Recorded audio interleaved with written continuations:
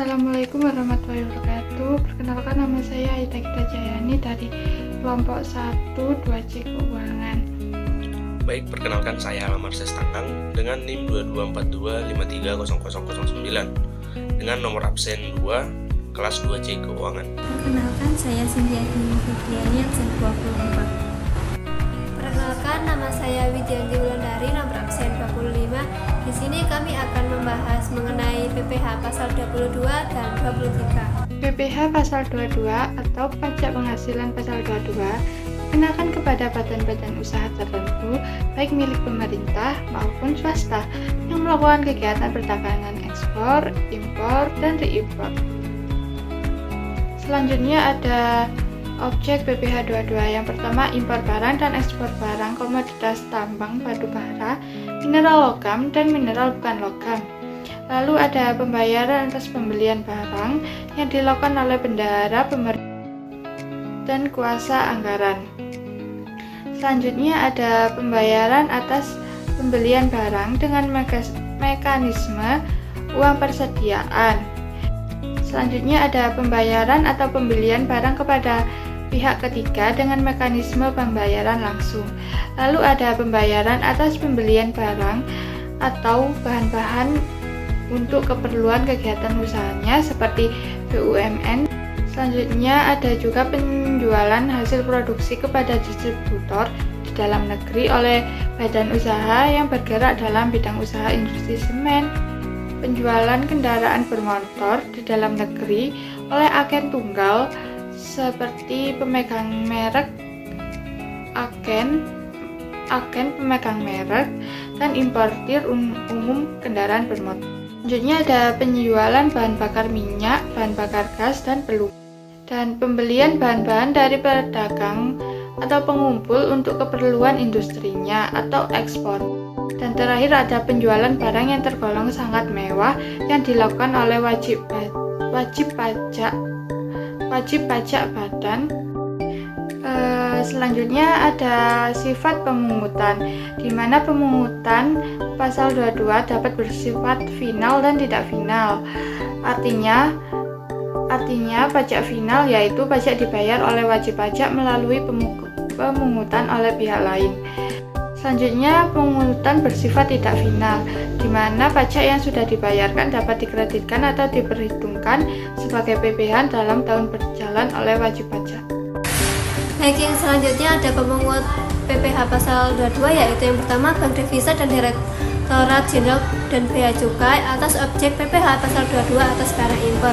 Selanjutnya ada bendahara pemerintah dan kuasa pengguna anggaran atau KPA sebagai pemungut pajak pada pemerintah pusat, pemerintah daerah, instansi atau lembaga pemerintah lainnya.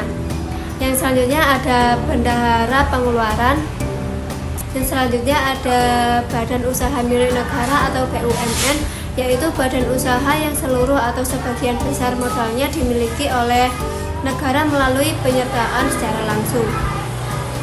Yang selanjutnya ada industri dan eksportir yang bergerak dalam sektor kehutanan, perkebunan, pertanian, peternakan, dan perikanan. Yang selanjutnya ada industri atau badan usaha yang melakukan pembelian komoditas barang tambang, misalnya batu bara, mineral logam, dan mineral bukan logam. Yang selanjutnya yaitu akan menghitung dasar pengenaan pajak pertambahan nilai. Yang pertama, jika harga pembelian atau penjualan tidak termasuk pajak pertambahan nilai dan atau pajak penjualan atas barang mewah atau PPNBM, besarnya dasar pengenaan pajak PPN sama dengan harga pembelian atau penjualan. Yang kedua, jika harga pembelian atau penjualan termasuk pajak pertambahan nilai, maka besarnya DPP PPN sama dengan harga pembelian atau penjualan dibagi dengan 110, yaitu DPP PPN sama dengan 100 dibagi 110 lalu dikali harga pembelian atau penjualan. Yang ketiga, jika harga pembelian atau penjualan termasuk pajak pertambahan nilai dan pajak penjualan atas barang mewah, besarnya dasar pengenaan pajak sama dengan harga pembelian atau penjualan dibagi 110 kemudian ditambah dengan tarif PPNBM, yaitu DPP PPN sama dengan 100 dibagi 110 dibagi tarif PPN BM dikali harga pembelian atau penjualan. Jika tarif PPN BM 20%, maka DP PPN sama dengan 100 dibagi 100 ditambah 30 dikali harga pembelian atau penjualan. Yang terakhir, jika wajib pajak tidak memiliki NPWP, maka akan dikenakan DPP PPN sebesar 100%. Ketentuan dalam pasal 23 Undang-Undang PPh mengatur pemotongan pajak atas penghasilan yang diterima atau diperoleh wajib pajak dalam negeri dan bentuk usaha tetap yang berasal dari modal, penyerahan jasa atau penyelenggaraan kegiatan, kecuali yang telah dipotong pajak sebagaimana dimaksud dalam pasal 21. Pemotongan pajak ini dilakukan oleh badan pemerintah, subjek pajak dalam negeri, penyelenggara kegiatan, badan usaha tetap atau perwakilan perusahaan luar negeri lainnya, jika penghasilan tersebut dibayarkan atau terutang oleh mereka.